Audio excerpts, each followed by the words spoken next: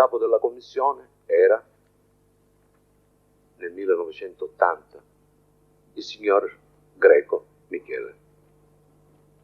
Sì, poi di questo ne parleremo quando faremo il panorama delle famiglie. Sì, esatto. in sostanza ogni famiglia.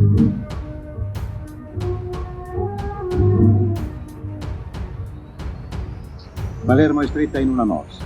Il controllo delle famiglie è onnipresente. Buscetta disegna la mappa del potere mafioso. Così Cosa Nostra si è spartita Palermo e la provincia.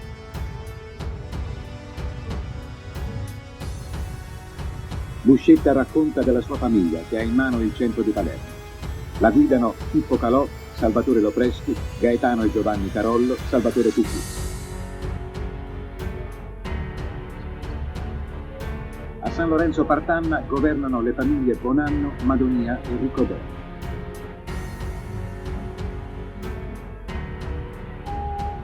All'uditore Buscemi, Sciarrabba, Bonura.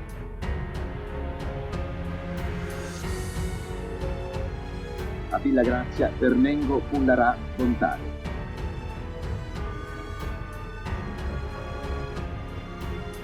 A Corso dei Mille ci sono le famiglie Zanca, Marchese e Pimirello.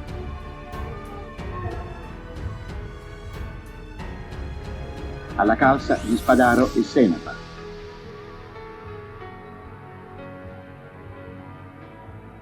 A Ciaculli, il Greco, Prestipilippo, Puccio.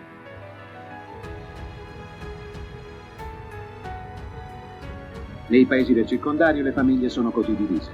A Cinisi, Partinico, Di Maggio, Badalamenti, Coppola, Pipitoni.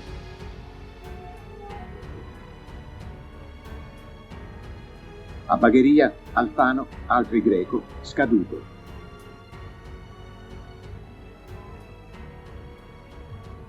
Infine a Corleone, Altoponte e San Giuseppe Iato, Bagarella, Brusca, Di Carlo, Geraci, Provenzano, Motisi, Salomone e Luciano Licio.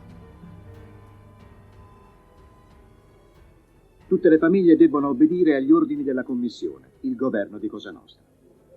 La Commissione da chi è composta? La commissione è composta da tutti i capimandamenti. Da tutti i capimandamenti. Che viene eletto da 3 famiglie. Quali sono i poteri di questa commissione? Che cosa delibera? I poteri della commissione sono il controllo della Cosa Nostra stessa. E delibera, delimita le azioni. Vi sono altre cariche insieme alla famiglia. Sì, rappresentante, sottocapo, consiglieri, capi di Cina. Stavamo parlando della commissione. Lei mi diceva che la commissione, e l'ha detto poi in istruttoria, praticamente non ha fatto altro che confermare quello che ha detto in istruttoria, che la commissione è un organo che sovrintende e controlla e dispone. E tra l'altro questo controllo comporta anche un controllo sugli omicidi. Senz'altro. Non si può commettere un omicidio senza che la commissione non lo sappia. Il rappresentante della famiglia, se lui non è capomandamento, si rivolge al capomandamento e il capomandamento lo riferirà in commissione. Nessun capomandamento, nessun rappresentante si arbitrerà di ammazzare una persona senza essersi rivolto al suo capomandamento, che lo farà presente in commissione. Nel caso, nell'ipotesi che si verifichi l'uccisione di un capofamiglia, quali sono le reazioni, se ci sono reazioni, oppure se queste reazioni non ci sono, quali sono le spiegazioni? Se si uccide un capofamiglia senza il consenso della famiglia stessa, le reazioni sono guerre di mafia. Se si uccide un capofamiglia con l'accordo della famiglia stessa, non succede niente. Non c'è nessuna reazione. Quindi se c'è una sostituzione di questo capofamiglia ucciso con membri della stessa famiglia... È perché è pacifico che c'era l'accordo della famiglia stessa. Ah, ecco. Degli esempi me ne può fare? Stefano Bontade. Stefano Bontade, componente della commissione nella quale ha un ruolo di rilievo fino all'arrivo dei corleonesi, è ucciso il 23 aprile del 1981. Esponente della cosiddetta ala moderata di Cosa Nostra, è giustiziato perché entra in conflitto con Luciano Liggio e i suoi uomini. Quando è cominciata l'omicidio di Bontate? Ma quella è diventata una guerra. E quindi quelle persone della commissione sapevano che gli unici due nemici che avevano in commissione erano Stefano Bontà, Salvatore Inserillo e un tale Gigino Pizzuto. Stefano Bontate si lamentava che erano stati fatti degli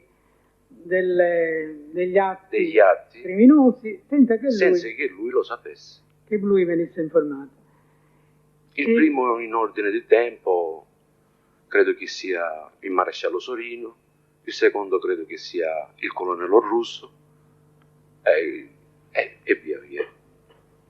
Sì, e poi Di Cristina. Di Cristina è anteriore. Di Cristina è un uomo d'onore appartenente a un'altra provincia. Lui era rappresentante di Riesi. Malgrado lui avesse delle buone relazioni qua a Palermo, era inviso ai corleonesi. Quindi quando si uccide a Giuseppe Di Cristina, non si fa lo sgarbo a nessuno in commissione, anche se poi in commissione si dirà che si è ucciso perché era un confidente dei carabinieri e aveva interrotto la fuga di Luciano Liggio. Ma l'uccisione del Bontate, scusi Buscito, l'uccisione del Bontate, da che cosa nacque? Quale fu il movente, diciamo, importante che determinò? Non c'è un momento importante, c'è una presa di posizione dei corleonesi, ma quando dico corleonesi non intendo riferirmi ai corleonesi nati a Corleone, intendo riferirmi allo schieramento corleonese. Alla famiglia?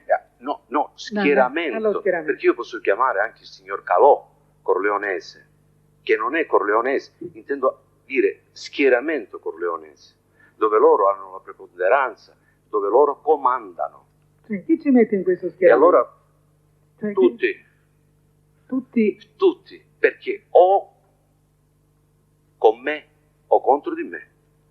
E allora io stavo dicendo che non è arrivato un momento preciso per questa uccisione di Stefano Bontà, è arrivato lo schieramento completato con meticolosa trama dai corleonesi, dove avevano degli elementi in tutte le famiglie che stavano soci con loro.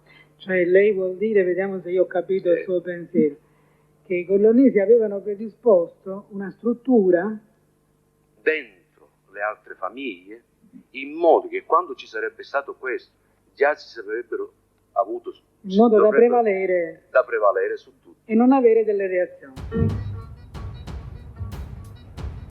I corleonesi sono ormai presenti in tutte le famiglie e costituiscono lo schieramento della mafia vincente. Controllano Cosa Nostra perché prima degli altri hanno capito che adesso il grande business si chiama droga. La guerra di mafia viene scatenata per poter dirigere il traffico degli stupefacenti che ha in Sicilia la base per la raffinazione. L'isola è il crocevia di un traffico di migliaia di miliardi. Per ogni 1000 lire investite in droga, Cosa Nostra guadagna 140 milioni. In questa guerra vengono uccisi, tra gli altri, alcuni dei capi storici di Cosa Nostra.